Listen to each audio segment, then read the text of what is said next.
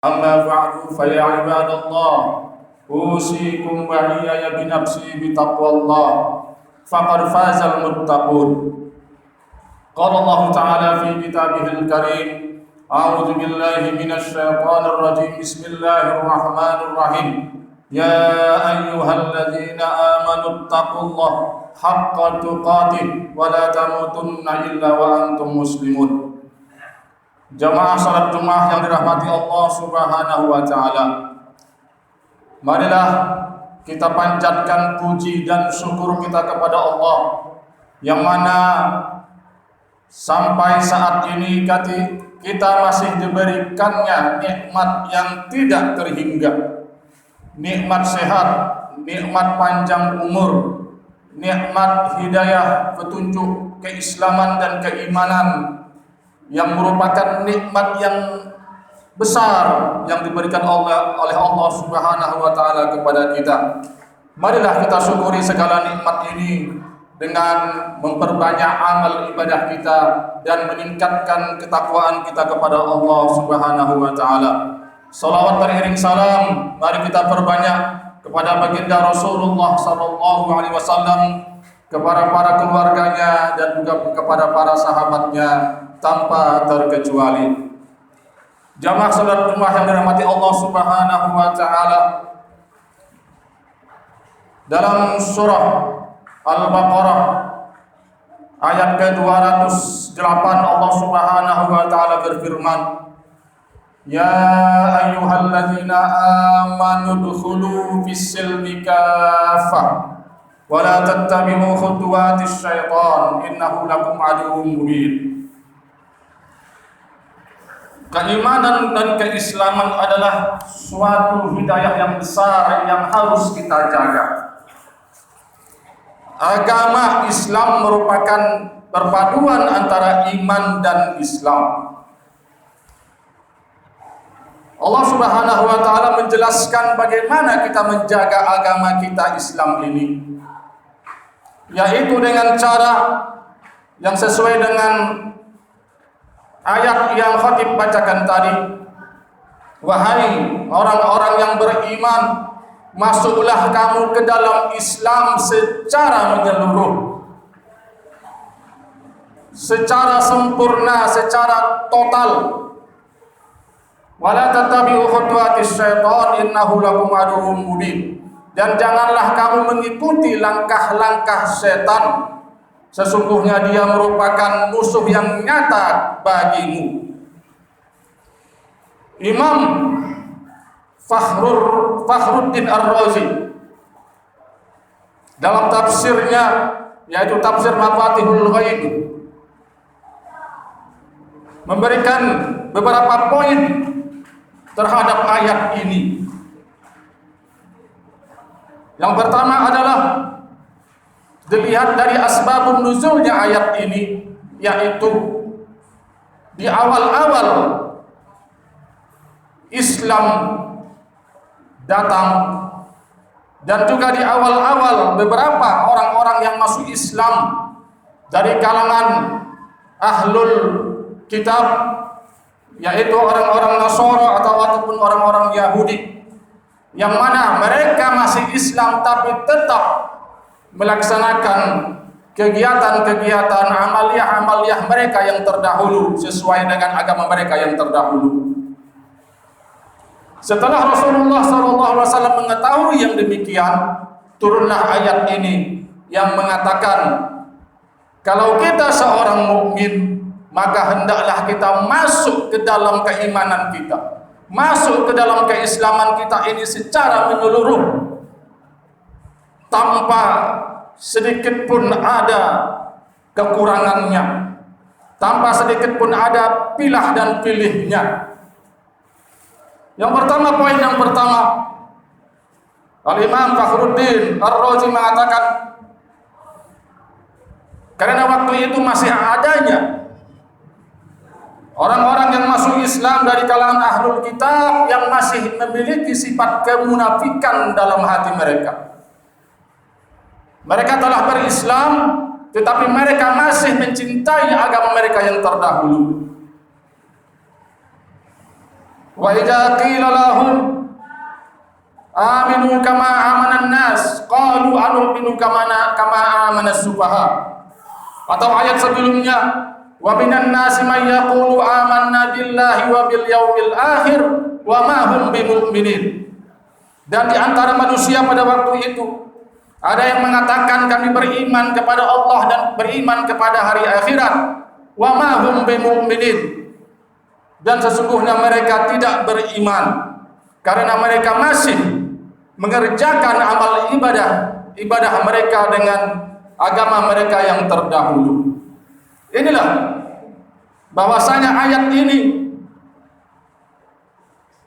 untuk memberikan kita gambaran bagaimana kemunafikan yang mungkin menghinggap di diri kita, yang mungkin menghinggap di diri orang-orang yang Islam, yang mengaku Islam, yang mengaku iman, tetapi ada sifat munafik di hati mereka. Inilah dengan ayat ini kita masuk Islam, kita masuk orang-orang yang beriman, masuklah ke dalam Islam secara keseluruhan tanpa ada sedikit pun sifat munafik di hati kita.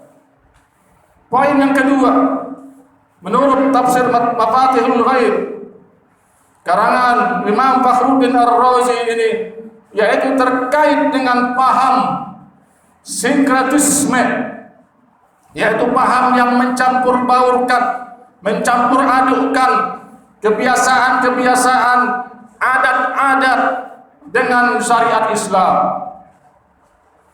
Begitu juga zaman dahulu. Zaman pada waktu asbabun nuzul ayat ini, beberapa orang dari ahlul kitab yang mungkin sebelumnya mereka orang Yahudi masih melaksanakan amal ibadah mereka di hari Sabtu dan juga amal ibadah yang lain yang terkait dengan agama Yahudi. Rasulullah SAW juga menekankan di sini, ya ayyuhalladzina amanu dkhulu fis-silmi kafah. Kita lihat juga sekarang para jamaah yang dirahmati Allah Subhanahu wa taala, banyaknya adat dan istiadat, kebiasaan-kebiasaan yang mereka besar-besarkan melebihi daripada syariat Islam. Mungkin mereka bingkai dengan namanya kearifan lokal. Sedangkan Islam datang adalah untuk meluruskan adat-adat kebiasaan yang pada waktu itu sangat-sangat tidak manusiawi. Adat kebiasaan orang-orang Arab pada waktu itu diluruskan, dibenarkan dengan datangnya syariat Islam. Jangan kita terbalik memahami agama kita yang sangat mulia ini. Jangan Islam kita buat supaya menuruti adat istiadat kita. Salah, sangat salah. Tetapi adat istiadat inilah yang mungkin juga di negara kita ini, di bangsa kita ini, bangsa Indonesia, yang dulu mungkin banyak adat istiadat dari agama-agama terdahulu, baik itu agama Hindu ataupun Buddha, yang tidak sesuai dengan Islam, kita harus tinggalkan. Yang sesuai dengan Islam, ayo, monggo kita ikuti. Inilah bagaimana kita supaya berislam itu dengan sempurna, berislam itu dengan kafah, dengan totalitas. Inilah yang diharapkan dari agama kita, agama Islam yang sangat mulia ini.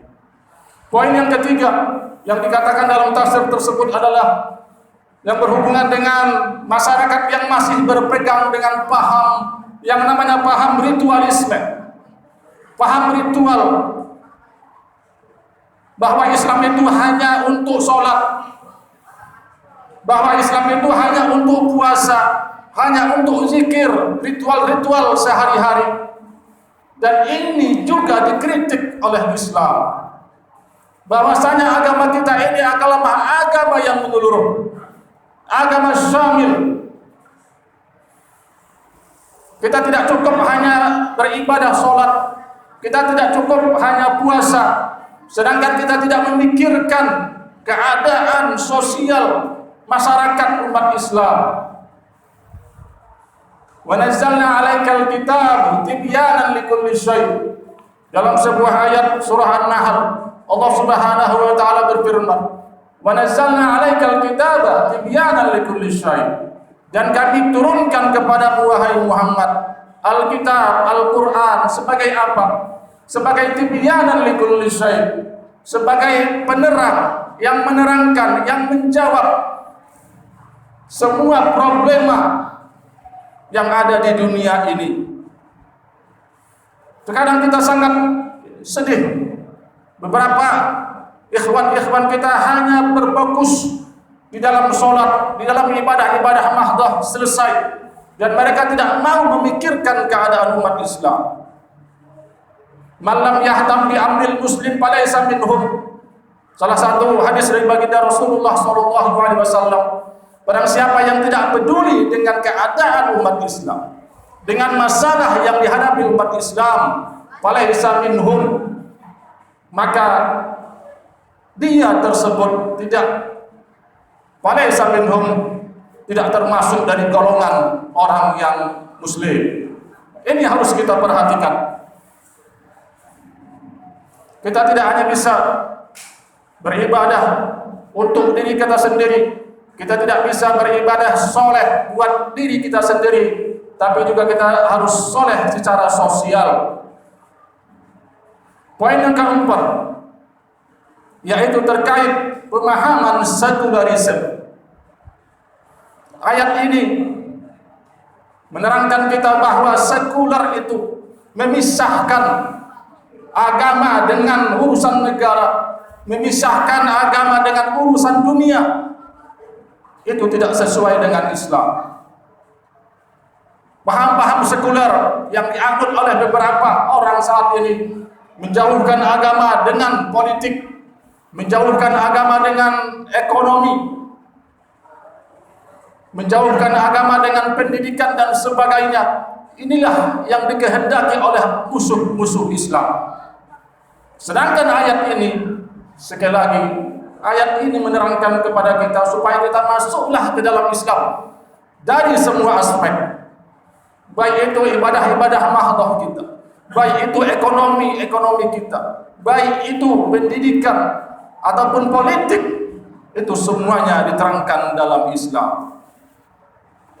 Jamaah sholat Jumat yang dirahmati Allah Subhanahu wa taala, mudah-mudahan dengan khutbah yang singkat ini memberikan pengetahuan kepada kita, memberikan pengertian kepada kita bahwasanya berislam itu tidak hanya sholat, berislam itu tidak hanya puasa selesai, berislam itu tidak hanya haji selesai, berislam itu tidak hanya membaca Al-Quran selesai, tetapi semua lingkup kehidupan kita, lingkup negara kita ini harus kita warnai dengan agama dan syariat kita, syariat Islam.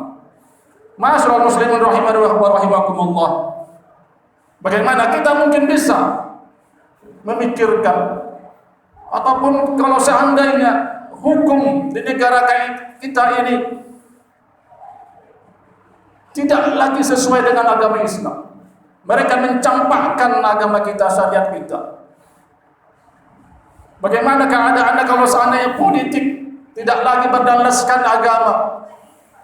Kita lihat, kita dengar beberapa waktu yang lalu yang mengatakan bahwasanya Pancasila, musuh besar Pancasila adalah agama. Ini suatu perkataan yang konyol. Sedangkan dalam Pancasila itu sila pertama jelas, ketuhanan yang Maha Esa. Ketuhanan yang Maha Esa itu adalah agama. Agama kita, agama Islam. Dan bagaimana seandainya kalau ekonomi itu jauh dengan agama, akan cenderung kepada paham-paham kapitalis yang jauh dengan Islam, yang terus memakai sistem ribawi yang itu sangat-sangat dimurkai di dalam Islam. Begitu juga pendidikan, begitu juga masyarakat kita. Masyarakat kita Indonesia ini, negara kita yang tercinta ini, bagaimana seandainya jauh dengan Islam, jauh dengan agama kita. Berkembangnya paham-paham liberalis, berkembangnya paham-paham Syiah. Kita khawatir negara kita akan hancur. Walau anna ahlal qura amanu wattaqaw la fatahna 'alaihim barakatin minas sama' wal ardh walakin kazzabu fa akhadnahum bima kanu yaksibun. Allah menegaskan dalam Al-Qur'an, kalau seandainya suatu kaum, suatu negara, suatu bangsa bertakwa dan beriman, akan kami turunkan keberkahan kepada mereka dari langit maupun dari bumi. Walakin kazzabu, tapi ingat, kalau seandainya mereka mendustakan ayat-ayat kami, tidak mau lagi memegang Al-Quran sebagai pegangan hidup, mencampakkan sebagian ayat Al-Quran, memakai sebagian yang lain, fa'akhadnahum bima kanu yaksibun.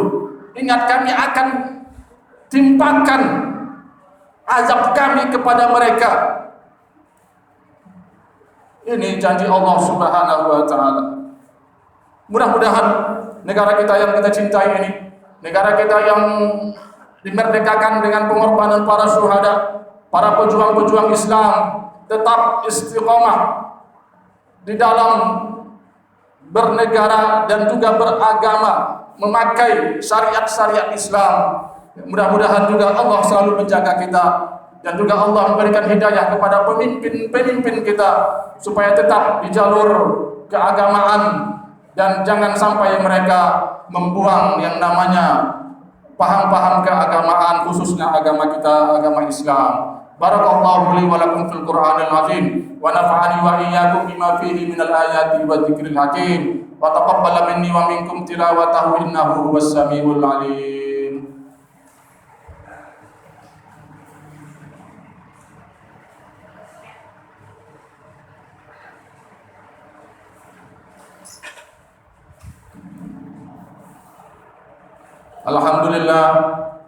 Alhamdulillahilladzi an'ama 'alaina bi ni'matil Islam wal iman.